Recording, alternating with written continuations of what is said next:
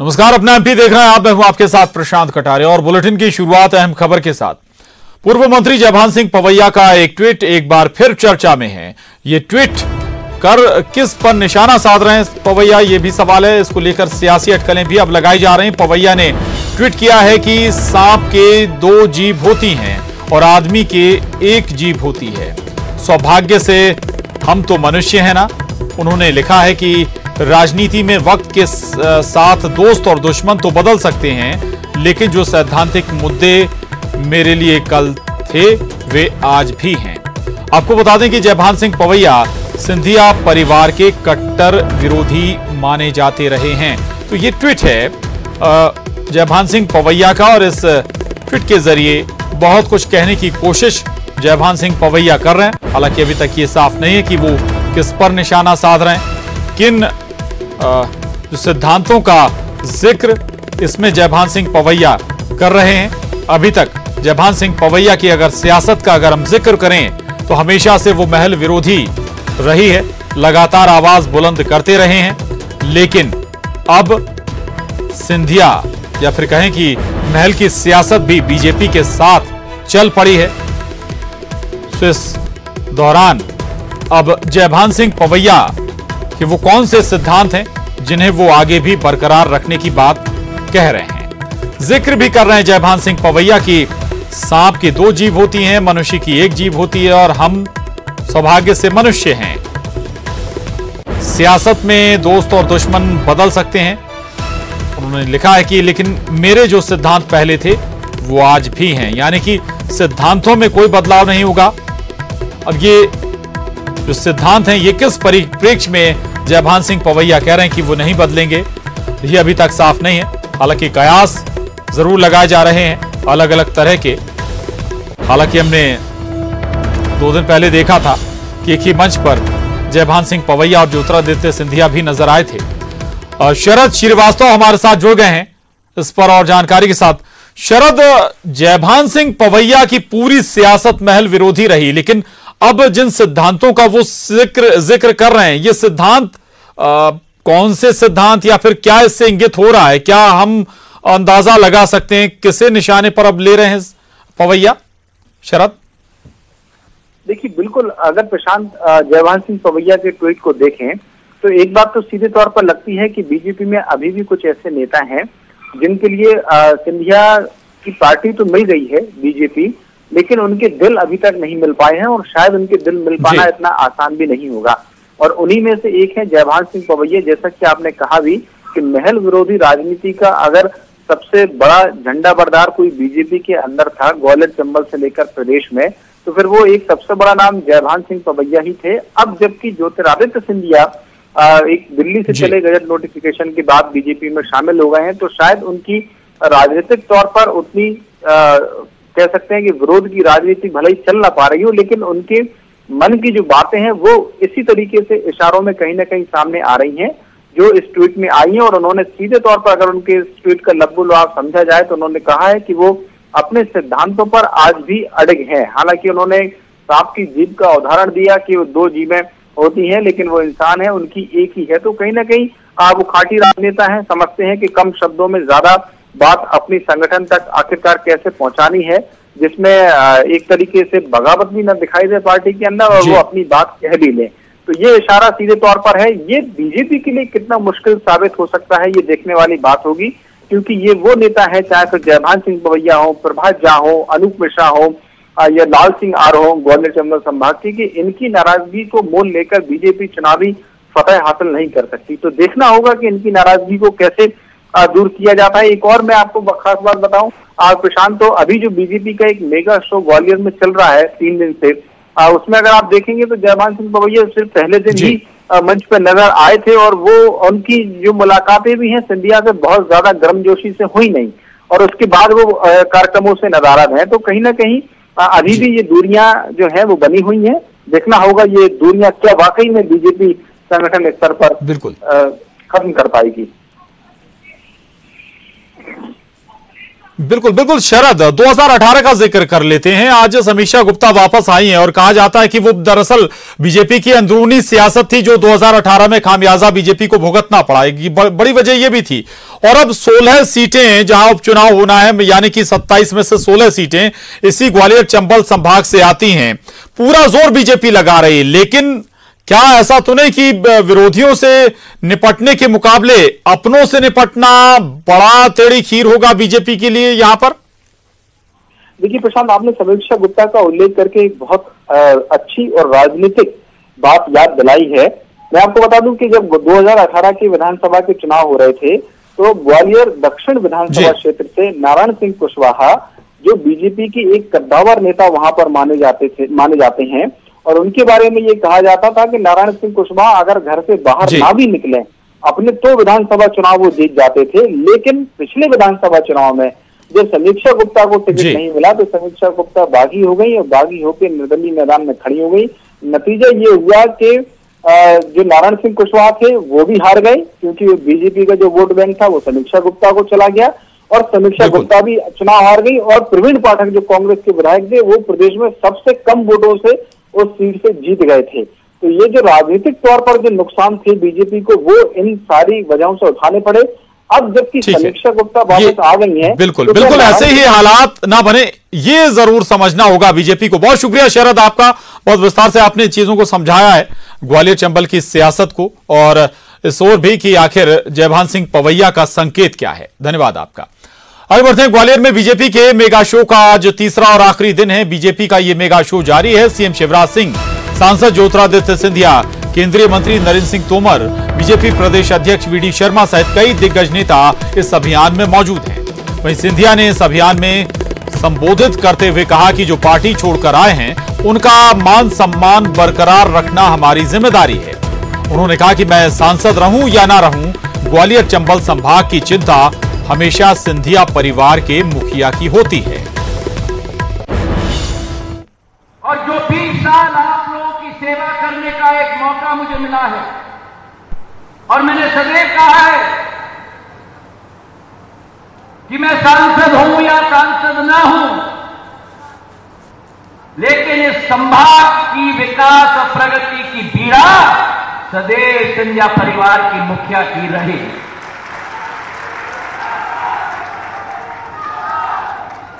हमारी आशाएं थी, हमारी अभिलाषा थी, जब 15 साल बाद कांग्रेस की सरकार मध्य प्रदेश में स्थापित थी, और यह अतिशयोक्ति नहीं होगी अगर मैं कहूं कि कांग्रेस की सरकार प्रदेश में स्थापित जरूर हुई, लेकिन उसका एक बहुत बड़ा महत्वपूर्ण योगदान ग्वालियर चंबल संभाग से रहा था। और इधर उपचुनाव से पहले कांग्रेस को बड़ा झटका लगा है। बीजेपी ने ग्वालियर चंबल को लेकर बड़ा दावा किया है। बीजेपी ने 36,000 कांग्रेस कार्यकर्ताओं के बीजेपी में शामिल होने का दावा किया है। सीएम शिवराज ने ट्वीट कर सबका स्वागत किया है। आपको बता दें कि बीजेपी के मेगा सदस्यता अभियान का आज तीसरा दिन है और बीजेपी की बैठक जारी है।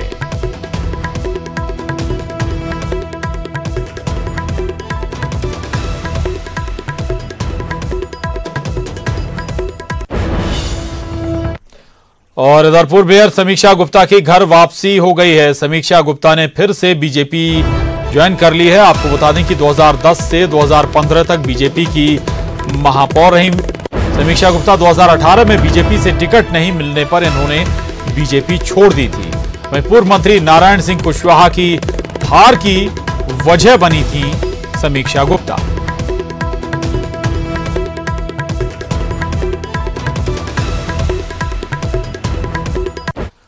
और बात सीडब्ल्यूसी बैठक की, आपको बता दें सीडब्ल्यूसी की बैठक में अब फैसले की घड़ी है। सीडब्ल्यूसी की बैठक में नेताओं की चिट्ठी पर बताया जा रहा है कि हंगामा हुआ है और 23 नेताओं ने नेतृत्व को लेकर चिट्ठी लिखी थी।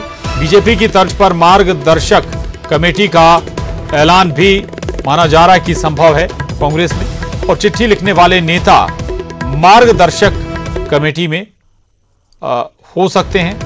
और संगठन महासचिव केसी वेणुगोपाल को पत्र सौंपा गया। राहुल गांधी ने चिट्ठी को लेकर उठाया सवाल। चिट्ठी की टाइमिंग पर भी राहुल ने नाराजगी जताई है। कैप्टन अमरिंदर सिंह ने कहा कि इस चिट्ठी से बहुत आहत हैं। कांग्रेस वर्किंग कमेटी की बैठक में सोनिया की अपील की पार्टी नया अध्यक्ष चुनने की प्रक्रिया शुरू करे। तो ये बड़ी खबर है, अहम खबर है। CWC की बैठक जारी है और इसमें जो चिट्ठी का मसला है, पत्र का मसला है, वो जोर शोर से उठाया गया और इसमें माना जा रहा है कि अब बीजेपी की तर्ज पर एक मार्गदर्शक मंडल बनाया जा सकता है कांग्रेस में और जो चिट्ठी लिखने वाले नेता हैं वो इसमें शामिल हो सकते हैं। दूसरी तरफ सोनिया गांधी चाहती हैं कि अब नए अध्यक्ष पर चर्चा हो, नए अध्यक्ष को चुनने की प्रक्रिया शुरू की जाए। वहीं पत्र का जो मसला जोर शोर से उठा है कांग्रेस वर्किंग कमेटी में, इस पर राहुल गांधी ने भी नाराजगी जाहिर की है। आगे बढ़ते हैं। राहुल के सवाल पर सिब्बल का पलटवार। चिट्ठी को लेकर नेतृत्व पर सवाल गलत है। 30 साल से पार्टी की सेवा कर रहा हूं, यह कहना है कपिल सिब्बल का। बीजेपी से मिले होने की बात पूरी तरह से अपमानजनक है। मणिपुर, राजस्थान में पार्टी को बचाया है। राहुल ने चिट्ठी को कहा था बीजेपी की साजिश। तो कपिल सिब्बल का पलटवार है। कपिल सिब्बल ने इस मामले पर अपनी बात रखी है और कपिल सिब्बल लिखते हैं कि चिट्ठी को लेकर नेतृत्व पर सवाल गलत है। 30 साल से पार्टी की सेवा कर रहा हूं। बीजेपी से मिले होने की बात भी अपमानजनक है। मणिपुर, राजस्थान में पार्टी को बचाया है। राहुल ने चिट्ठी को दरअसल बीजेपी की साजिश करार दिया था।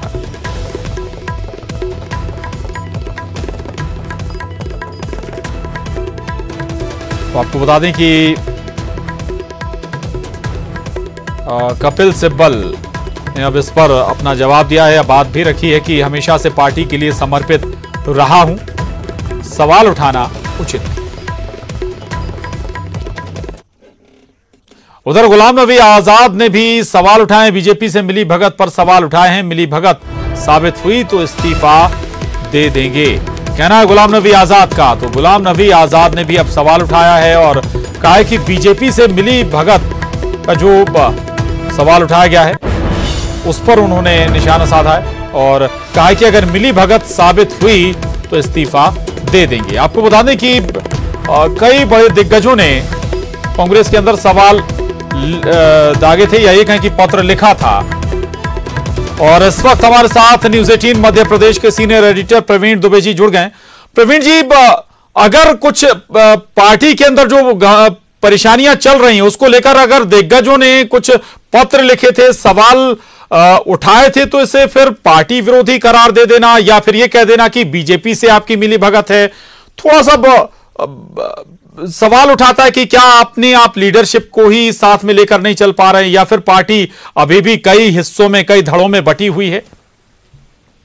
हालांकि प्रशांत, मैं तो एक लाइन में कहूंगा कि ये करेला और नीम चढ़ाके से हालात है इनके, या फिर जिस तरह की स्थिति इनकी कोड़ में खाज, एक हमारे यहाँ एक जुमला बोला जाता है बुंदेलखंड और इस इलाके में, इतनी रसातल पे पहुंच रही है पार्टी, इतनी खराब स्थिति कांग्रेस की, और तब उसके बाद लीडरशिप को लेके, माने जो कि कांटों का ताज होगा, उसको लेके इस तरह से दो धड़े हैं कि एक सोनिया कांग्रेस, एक राहुल कांग्रेस। मैं देख रहा हूँ ट्वीट लगातार, हम दिव्या स्पंदना का ट्वीट भी देखे, अगर वो कह रही है कि not only they leak the media, they continue to feed minute to minute conversation of meeting जी। तो ये जो राहुल की टीम की है दिव्या स्पंदना, वो खुलेआम ट्वीट कर रही है, सिब्बल खुलेआम ट्वीट कर रहे हैं, वो कह रहे हैं कि ये है। तो अब आप देखिए कि ऐसी स्थिति में जब आपको टकराना बीजेपी से है, जब आपको टकराना मोदी अमित शाह की टीम से है, जब आप कई राज्यों में आपका सफाया है, उस वक्त आप उस कांटों के ताज के लिए ऐसी सियासत अगर होगी तो मुझे लगता है कि कांग्रेस के लिए बहुत खराब स्थिति है ये। और ये स्पष्ट विभाजन एक परिवार के अंदर सोनिया कांग्रेस और राहुल कांग्रेस में हो जाए तो फिर हम क्या कहें, बस जगहसाई कह सकते हैं इस पार्टी की। जी बिल्कुल प्रवीण जी, ये इसके एक पीछे ये भी वजह है कि जो पुराने दिग्गज हैं या बड़े नेता हैं उन्हें लगता है कि शायद राहुल गांधी का अगर नेतृत्व हो तो वो उस तरह से काम नहीं कर पाएंगे या फिर उनकी चल नहीं पाएगी। सोनिया गांधी के साथ शायद ये ट्यूनिंग अलग है, या फिर हम मध्य प्रदेश का ही जिक्र कर लें कमलनाथ जिन्होंने इंदिरा गांधी से लेकर सोनिया गांधी तक के साथ काम किया है, शायद राहुल गांधी का नेतृत्व उन्हें रास ना आए।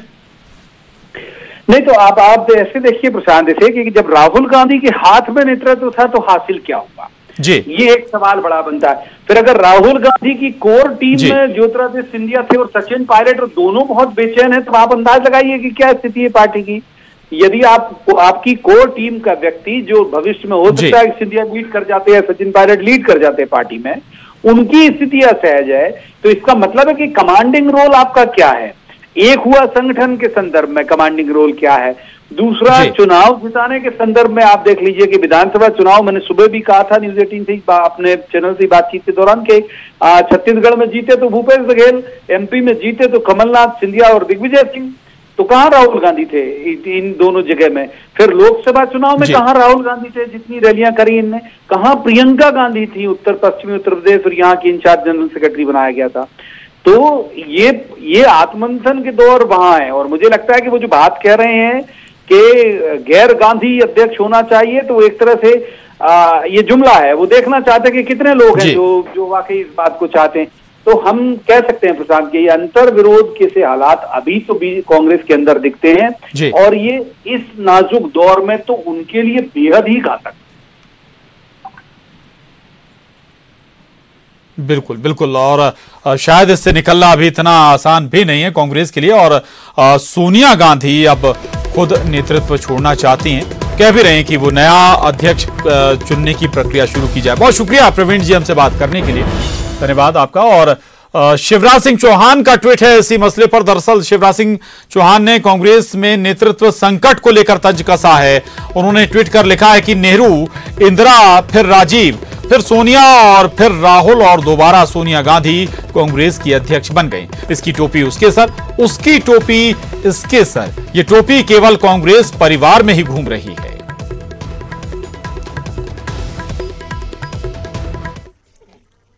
उधर कांग्रेस वर्किंग कमेटी की बैठक पर गृह मंत्री नरोत्तम मिश्रा ने तंज कसा है। गृह मंत्री ने कहा कि यह कांग्रेस पार्टी का आंतरिक मामला है। कांग्रेस में योग्य उम्मीदवारों की कमी नहीं है, लेकिन कांग्रेस वो विद्यालय है जिसमें छात्र कितना भी होनहार हो, लेकिन फर्स्ट हेड मास्टर का बच्चा ही आएगा। लोगों को समझ लेना चाहिए कि कांग्रेस वो विद्यालय है कि आप कितना भी अच्छा पढ़े स्टूडेंट उस विद्यालय में, फर्स्ट तो हेडमास्टर साहब का बच्चा ही आएगा। वहां सब कुछ तय रहता है कि किसको फर्स्ट आना है। और इस वक्त आपको सीधे लिए चलते हैं ग्वालियर। आपको बता दें कि बीजेपी का 3 दिन का मेगा शो लगातार जारी है। शिवराज सिंह चौहान इस वक्त ग्वालियर में है और संबोधित कर रहे हैं शिवराज सिंह चौहान, सुनते हैं। जब सिंधिया जी ने सही बात की, कमलनाथ जी वादे निभाओ, वचन पूरे करो, पैसा मत खाओ, भ्रष्टाचार मत करो, जनता को न्याय अधिकार दो, गोहद को पानी दो, ग्वालियर का विकास करो। तो कमलनाथ ने कहा ये नहीं करता, क्या कर लोगे? तो इन्होंने कहा कि मैं सड़क पर उतर आऊंगा। तो उन्होंने कहा उतर जाओ सड़क पे। तो ये ऐसे सड़क पर उतरे कि कमलनाथ परमानेंट ही इस सड़क पे आ गए। और कांग्रेस सड़क पे, ये कांग्रेस, मेरे बहन और भाइयों, पार्टी में आपका, भारतीय जनता पार्टी में दिल से स्वागत करता हूं। दोनों बाहें फैला के आप सबका स्वागत करता हूं, अभिनंदन करता हूं। ये कांग्रेस नहीं है, ये भारतीय जनता पार्टी है। वो एक परिवार की पार्टी है। लेकिन आप इतिहास देखिए भारतीय जनता पार्टी, भारतीय जनता पार्टी में आप 1998 से देख लीजिए, कांग्रेस की अध्यक्ष सोनिया गांधी, भारतीय जनता पार्टी में थे कुशाभाऊ ठाकरे, फिर 2 साल बाद बदल गए, भाजपा के अध्यक्ष हमारे दलित नेता बंगारू लक्ष्मण बने, कांग्रेस की अध्यक्ष सोनिया गांधी बनी रही। फिर अगली बार भारतीय जनता पार्टी के अध्यक्ष जन कृष्ण मूर्ति बन गए, कांग्रेस की अध्यक्ष सोनिया गांधी। फिर भारतीय जनता पार्टी के अध्यक्ष बने श्री वेंकैया नायडू, कांग्रेस की अध्यक्ष श्रीमती सोनिया गांधी। फिर भारतीय जनता पार्टी के अध्यक्ष बन गए श्रीमान लाल कृष्ण आडवाणी, कांग्रेस की अध्यक्ष श्रीमती सोनिया गांधी। फिर भाजपा के अध्यक्ष बन गए श्रीमान राजनाथ सिंह, लेकिन कांग्रेस के अध्यक्ष वही सोनिया गांधी। फिर भाजपा के अध्यक्ष बन गए नितिन गडकरी, कांग्रेस की अध्यक्ष श्रीमती सोनिया गांधी। फिर भारतीय जनता पार्टी के अध्यक्ष बने राजनाथ सिंह जी, कांग्रेस के अध्यक्ष श्रीमती सोनिया गांधी। फिर भारतीय जनता पार्टी के अध्यक्ष बन गए श्रीमान अमित शाह, कांग्रेस के अध्यक्ष श्रीमती सोनिया गांधी जी। और उसके बाद भारतीय जनता पार्टी के अध्यक्ष बने अमित शाह, तो कांग्रेस के अध्यक्ष राहुल गांधी। मां की जगह बेटा बन गया अहमद की टोपी, मोहम्मद के सिर, मोहम्मद की टोपी, अहमद के सिर। मैं नहीं तू नहीं मैं, और कोई पैदा नहीं हुआ। और अब भाजपा के अध्यक्ष जगत प्रकाश नड्डा जी श्रीमान, और कांग्रेस के अध्यक्ष श्रीमती सोनिया गांधी जी। राहुल के बाद फिर मैडम बन गई। क्यों भैया, और कोई पैदा ही नहीं हुआ कांग्रेस में, केवल तुम्हारा ही राज है। ये दिल्ली के हाल है।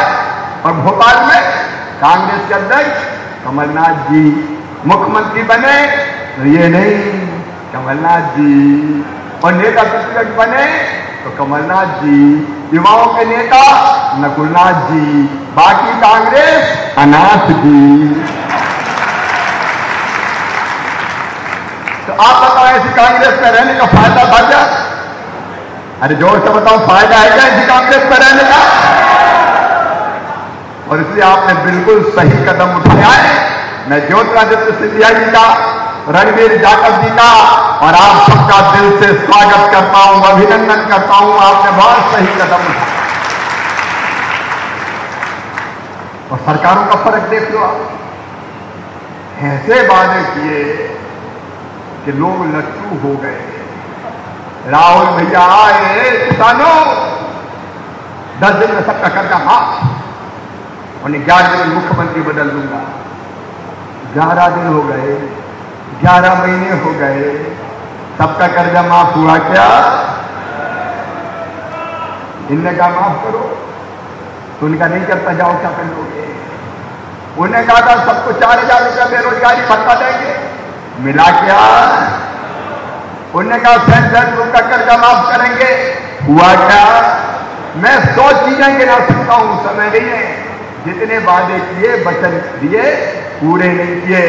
अरे बहनों और भाइयों, ओला कहीं गिर जाए तो हम तो खेत में उतर जाते थे, राहत का इंतजाम करते थे, गरीब किसान के खाते में पैसा भेजते थे। अब ओले गिरे कमलनाथ की सरकार में, ये रणवीर जाकर मेरे साथ खड़े, कमलनाथ से मिल मिल के थक गए कि शिवराज को देते थे राहत का पैसा, तुम भी दे दो। एक दमड़ी नहीं दी, बूटी कौड़ी नहीं दी।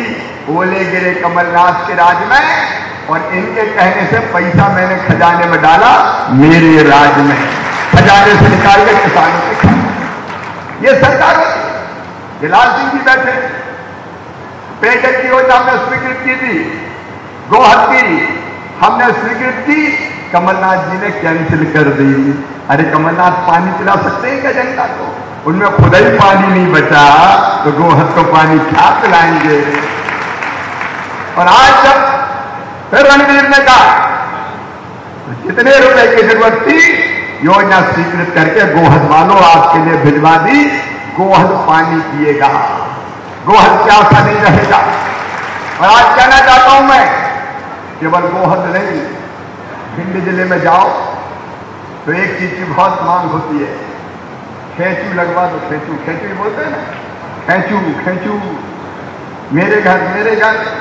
अरे सुन लो भैया, अब भाजपा की सरकार है, खेचू नहीं, जितने लगेंगे वो तो लगवा ही दूंगा, लेकिन मेरी माताओं बहनों, नल का कनेक्शन देके घर घर गांव में पानी पिलाऊंगा, ये मेरा वचन है। कांग्रेस ने खेचू राज दिया, लगी रहे बहन बेटी, दिन दिन भर दिन दिन भर दिन दिन भर।